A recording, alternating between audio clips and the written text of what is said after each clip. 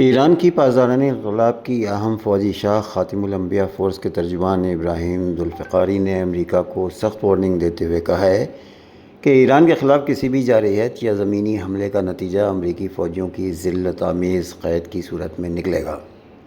ایرانی سرکاری میڈیا کے مطابق ابراہیم ذوالفقاری نے اپنے بیان میں کہا کہ امریکی صدر ٹرمپ کئی بار ایران کے خلاف زمینی کارروائی اور خلیج فارس کے جزائر پر قبضے کی دھمکیاں دے چکے ہیں۔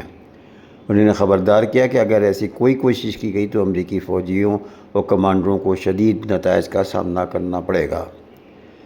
ترجمان نے مزید کہا کہ صدر ٹرمپ صرف طاقت کی زبان سمجھتے ہیں۔ ان کی پالیسیوں نے امریکہ، یورپ اور ایشیا سمیت دنیا کے کئی خطوں کو نقصان پہنچایا ہے۔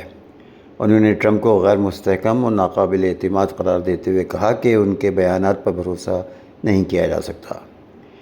ابراہیم ذوالفقاری نے اسرائیلی خفیہ ایجنسی موساد کا حوالہ دیتے ہوئے الزام عائد کیا کہ امریکی صدر اسرائیلی دباؤ میں کام کر رہے ہیں اور خطے میں کشیدگی کو مزید بڑھاوا دے رہے ہیں۔ دوسری جانب ایران کی پارلیمان کے اسپیکر محمد باقر کالباف نے بھی امریکہ پر الزام عائد کیا کہ وہ سفارتکاری کے نام پر زمینی حملے کی تیاری کر رہی ہے۔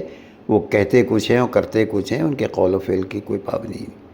تجزیہ کاروں کے مطابق دونوں جانب سے سخت بیانات اس بات کا اشارہ ہیں کہ خطے میں صورتحال مزید سنگین ہو سکتی ہے، جبکہ سفارتی کوششوں کے باوجود جنگ کے خدشات برقرار